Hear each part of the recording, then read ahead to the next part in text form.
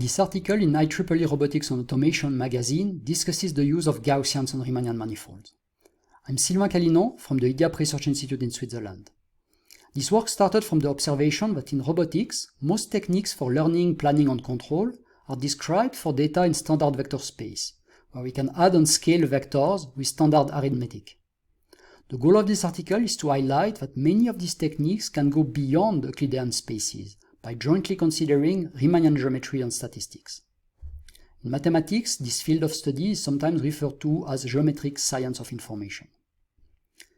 A Riemannian manifold is a space that can be curved, but that looks like a standard vector space in the neighborhood of every point.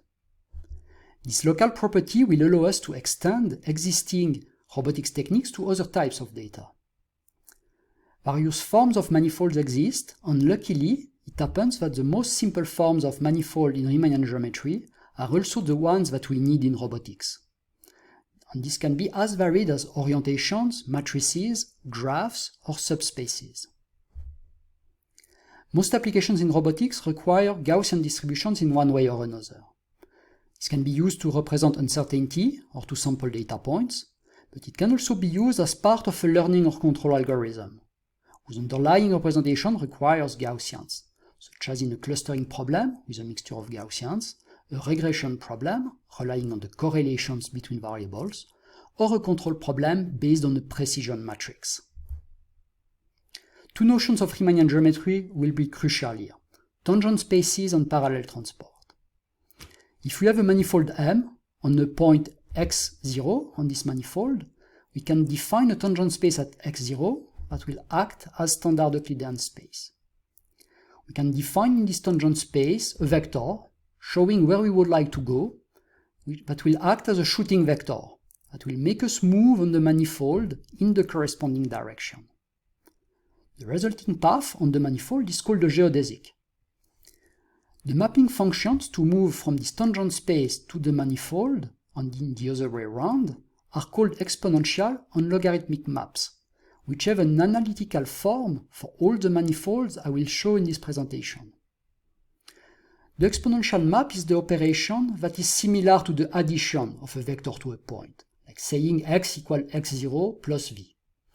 The logarithmic map is the operation that generalizes the subtraction, like saying v equals x minus x0.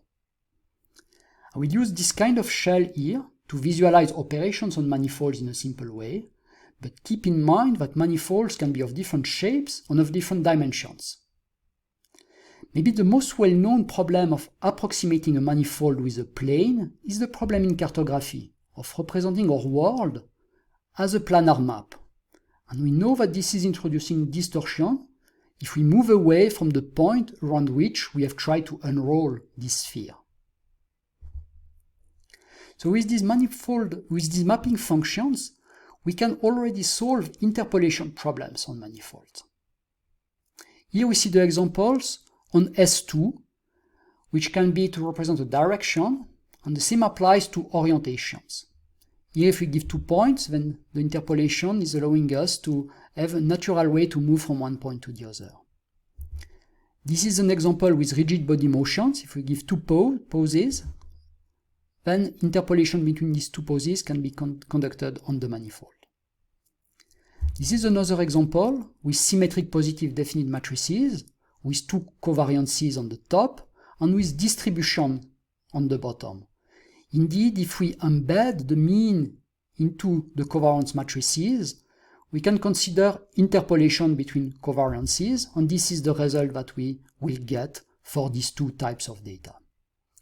So this is relevant for covariance features, but it's also relevant for inertia and gain matrices, for manipulability ellipsoids, and for centroidal momentum ellipsoids. Now here is another example of interpolation of 2x2 symmetric positive definite matrices, or SPD matrices.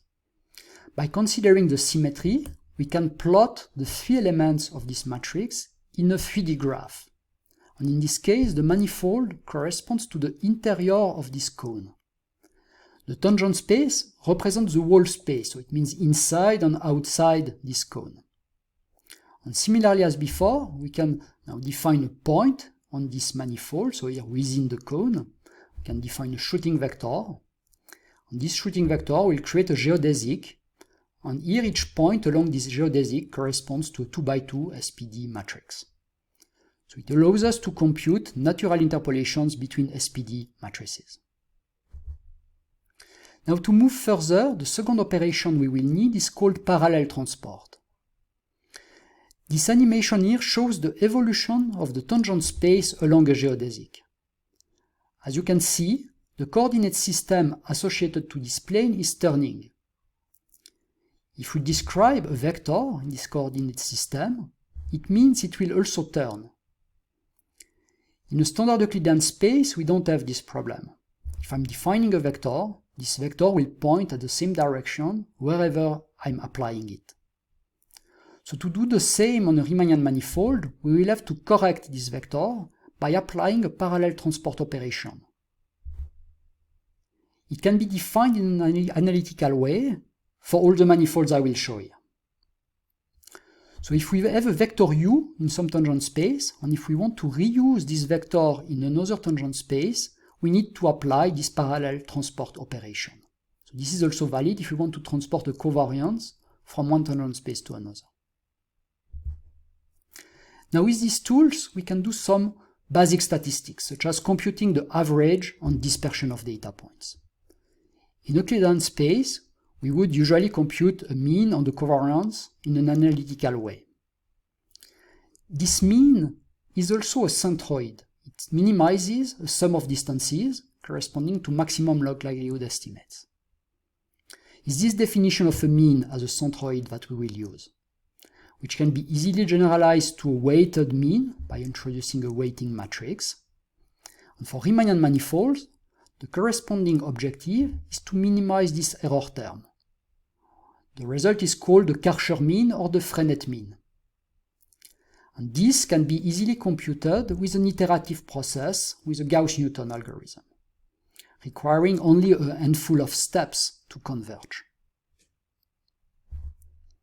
So now this will help us to emulate a Gaussian distribution. So we will first compute a centroid, starting from an initial estimate, and applying iteratively a couple of Gauss-Newton steps in order to find the centroid of this set of data points. So when we are happy with the centroid that Gauss-Newton has found, after convergence we can describe the spread of the data as a covariance in the tangent space of this centroid, represented here as this ellipse. Other more complicated and more formal distributions exist, but this one is simple and fits very well with the needs of robotics applications. We can say that it's not the best, but it's good enough for what we want to do. It provides an estimate of the local spread of the data with negligible errors if the data cover only one part of the manifold. So with these Gaussian, clustering problems can be treated as a mixture of Gaussians, and we can extend standard formulations in Euclidean space to other Riemannian manifolds. Having a tangent space for each Gaussian avoids distortions. Here we see the data visualized from the different tangent spaces. If we would try to solve the same clustering problem with a single tangent space, for example at the north pole of this sphere, at E0 here, the result would not be as good because it would involve larger distortions. So it's important to consider different tangent spaces in the computation and to see which one will introduce the least distortions. So the same principle can be applied to various forms of manifolds, such as clustering orientation data, here with 2 clusters, clustering rigid body motions, here with 3 clusters, or SPD matrix data points, again here with 3 clusters. This can also be extended to regression problems by fitting a joint distribution with a mixture of Gaussian, and then computing a conditional distribution. So if we have input on a sphere and output on a sphere, we first learn the joint distribution, and after, if we have new input data, we can compute for each of these data points a corresponding conditional distribution in the output space. So This is, for example, useful to handle correlations with orientation data. It can also be used to represent the evolution of data on manifolds. For standard Euclidean data, we can set time as input and position as output. We can then extend this principle to other data, such as SPD data points, as we see in this graph. This is allowing to learn and predict the evolution of covariance features or ellipsoids. Noémie Jacquier used a similar principle within the TAC10 project to control prosthetic ends. Here, the idea was to first transform noisy surface EMG signals into a trace of spatial covariances that were computed over a time window, and then using this information to detect a set of end poses that we want to control. Here in this case, we have as input symmetric positive definite data points of 12 dimensions, and as output we have 4 dimensions in standard Euclidean space. Another problem in which Gaussians are helpful is when we need to fuse different sources of information, which can be represented as a product of Gaussians. It can also be illustrated as the intersections between Gaussians. This can classically be applied to Kalman filtering problems, but it can also be used within control problems, where several controllers need to be combined efficiently by taking into account the uncertainty and the directions that these controllers are caring about. When computing a product of Gaussians, the underlying objective is to minimize the sum of quadratic error terms. The result is analytical in Euclidean space, but the problem can easily be extended to a Gauss-Newton solution, similarly to what we have seen previously.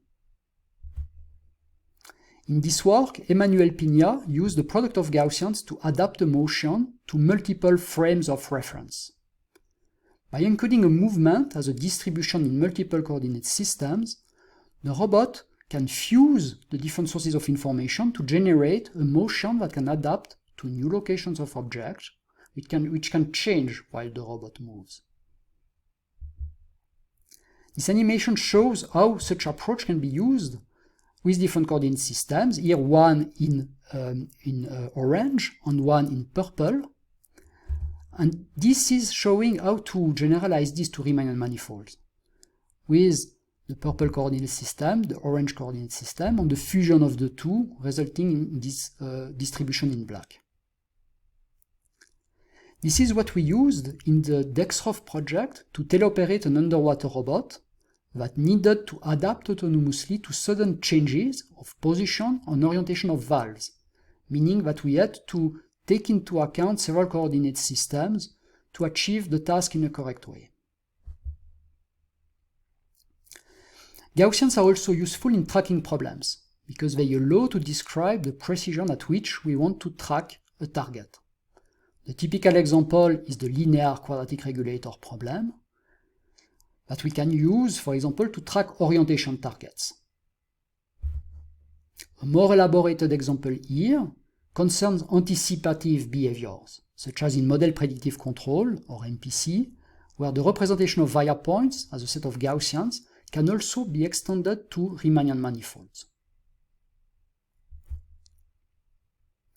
To conclude, the takeaway message of this article is that robotics is full of manifold structures that could be better exploited.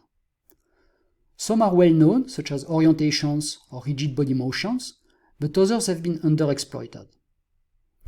SPD manifolds, for example, cover a rich range of applications with manipulability, stiffness, inertia, centroidal momentum, but also gains, covariance features in sensing applications, and so on. There is also an opportunity to extend existing algorithms to trees, graphs, and networks if we consider hyperbolic manifolds. Finally, subspaces problems that we face in robotics when we are considering prioritization or null space structures could also benefit from Riemannian geometry, this time by considering Grassmann manifolds.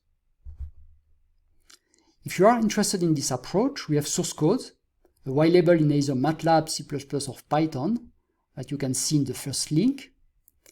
If you'd like to know more about our research in the Robot Learning and Interaction group at IDIAP, you can visit my webpage. Don't hesitate to contact me if you have any questions or suggestions about this work, and thanks for watching.